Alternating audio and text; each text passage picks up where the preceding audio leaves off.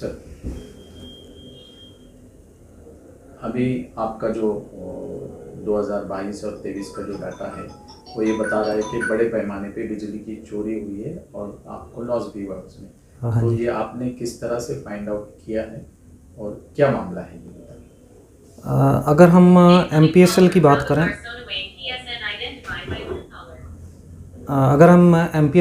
करें, तो MPSL ने मालेगांव म्यूनिसिपल कॉरपोरेशन का जो एरिया है, 1 मार्च 2020 से हम लोगों ने यहाँ पे SDF बिजली व्यवस्था संभाली है, बिजली डिस्ट्रीब्यूशन की व्यवस्था संभाली है।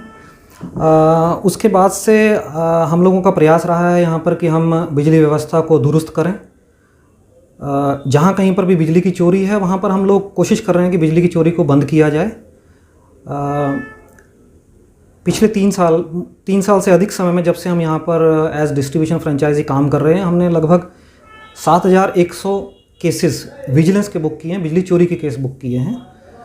अगर हम चोरी की बात करते हैं तो 2022-23 का मतलब जो कि हमारा 31 मार्च 2023 को जो साल ख़त्म हुआ है, उस साल में हमारी 1285 मिलियन यूनिट की हमने खरीदी की थी और 782 मिलियन यूनिट की हमने सेल की है। तो हमारा 503 मिलियन यूनिट का मतलब ये हुआ कि 50 करोड़ यूनिट की बिजली की चोरी थी, लॉस था हमें 2022-23 में।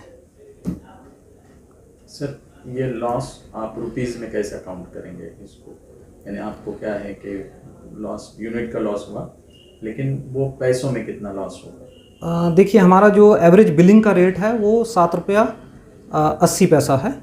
तो 7 रुपये 80 पैसे के हिसाब से जो हमें बिलिंग का लॉस हुआ है, हम उस तरह से उसको कैलकुलेट करते हैं। इसमें टेक्निकल लॉस भी रहता है। जो लॉस आपका मैं बोल रहा हूँ 50 करोड़ यूनिट का, इसमें हमारा टेक्निकल लॉस भी रहता है ट्रांसपोर्टेशन ऑफ इलेक्ट्रिसिटी के लिए। तो अगर हम टेक्निकल लॉस को माइनस कर देते हैं तो हमारा लगभग 319 करोड़ रुपए का बिलिंग का लॉस है हमारा। सर, आपने मालेगांव में बहुत से कंपनी और कारखाने के ऊपर कार्रवाई की, कितने कारखाने के ऊपर कार्रवाई की और क्या समझ में आपको? मालेगांव में अगर हम बात करते हैं तो मेन कंज्यूमर्स जो हमारे यहाँ पर हैं वो घरेलू कंज्यूमर है, घरगुती आप बोलते हैं, इंडस्ट्रियल कंज्यूमर हैं, पावरलूम कंज्यूमर्स हैं और प्लास्टिक फैक्ट्रीज़ यहाँ पर हैं जो कि मेन यूज़र्स हैं। और हमने जो, जैसे मैंने आपको बताया कि ओवरऑल कार्रवाई हमने 7100 विजिलेंस के केसेस किए हैं। इनमें जो हमारा बड़े लेवल पर जो चोरी है, बड़े लेवल की चोरी है, वो हमारे प्लास्टिक फैक्ट्रीज़ में है। हमने पिछले 3 साल से अधिक समय में जब से हम यहाँ पर हैं, हमने 104 प्लास्टिक फैक्ट्रीज़ के ऊपर हमने विजिलेंस की कार्रवाई की है और इन 104 प्लास्टिक फैक्ट्रीज़ में हमारा 34 केस में हमने FIR भी किया है।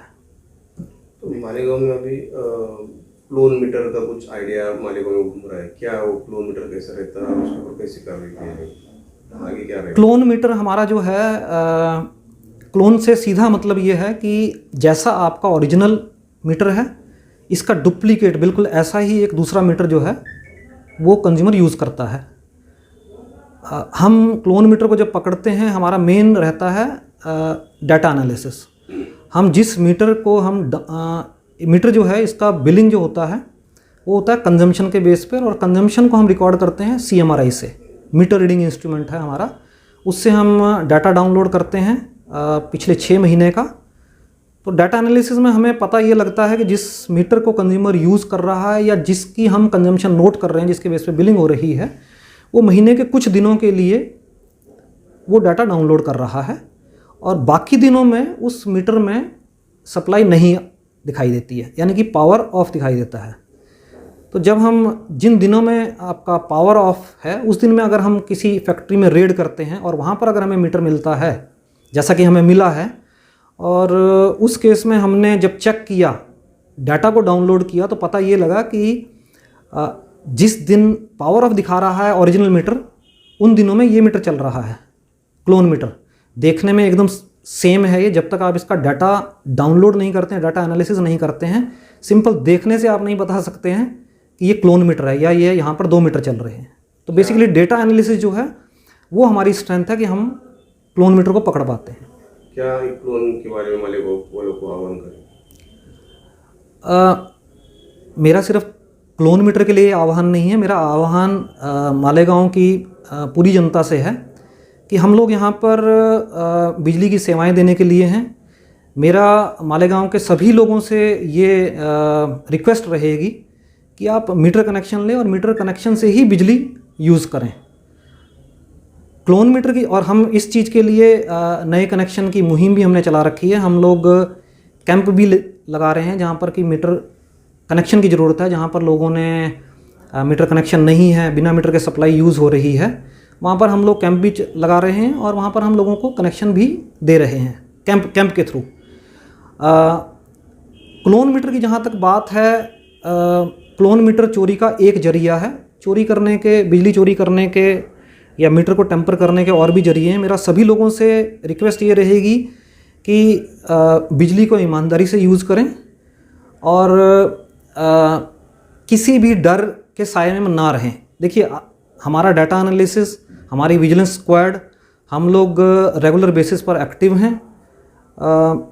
चोरी करने वाले कंज्यूमर को हम आज नहीं तो कल डेफिनेटली पकड़ेंगे, डाटा बेसिस पे, डाटा एनालिसिस के बेसिस पकड़ेंगे या साइट की कार्रवाई के बेसिस पकड़ेंगे।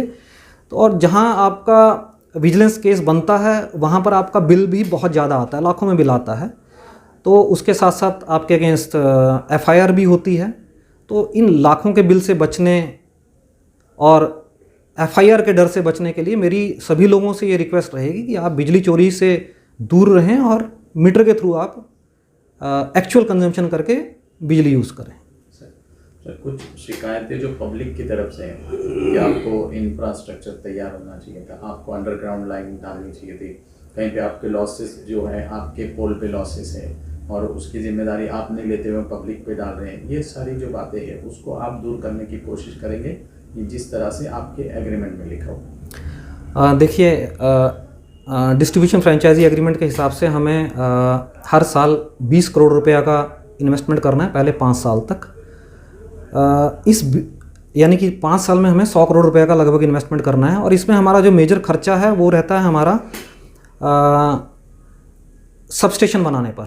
हमने यहाँ पर 4 सबस्टेशन बनाने का प्रपोजल दिया हुआ है, जिसका हमने रोल आउट प्लान सबमिट किया हुआ है MSEDCL के थ्रू MERC में। मार्च 2023 तक हमें 2 सबस्टेशन यहाँ पे बनाने थे और 1 सबस्टेशन हमने इस साल बनाना था।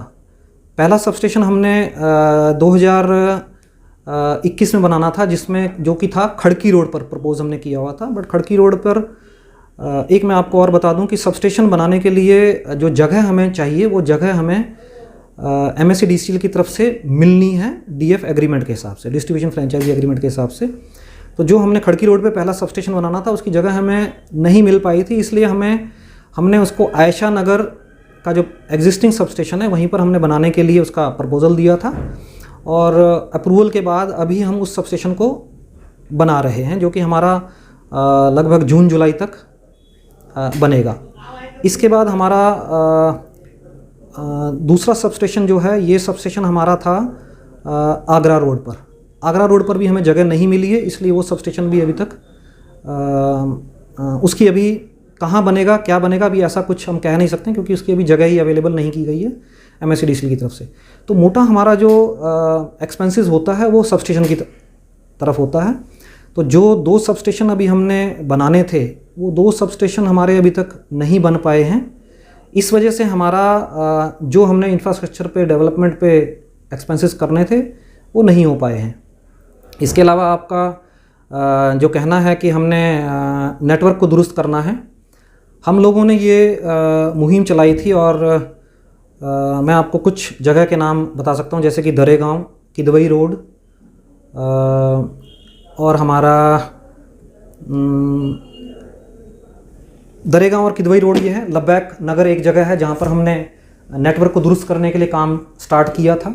हमने वहाँ पर जो बेयर कंडक्टर यानी कि नंगी तारें हैं, उन नंगी तारों को हमने रिप्लेस करके इंसुलेटेड आर्मर्ड केबल लगाई थी येलो कलर की, अगर आप कभी देखेंगे वहाँ पर। तो वहाँ पर हमने ये सब काम किया, और काम करने के बाद जो पोल पर डिस्ट्रीब्यूशन बॉक्स है, उस डिस्ट्रीब्यूशन बॉक्स को भी हमने दुरुस्त किया, लॉक किया, इवन उसको वेल्ड भी किया जहाँ ज़रूरत पड़ी। बट काफ़ी जगह ऐसी हैं जहाँ पर ये सब कुछ काम करने के बावजूद भी नेटवर्क दुरुस्त नहीं रह पाया, और कुछ जगह ऐसी भी हैं जहाँ पर हमारे मीटर लगाने के बाद, नया मीटर देने के बाद या मीटर को रिप्लेस करने के बाद मीटर में भी छेड़खानी की गई है।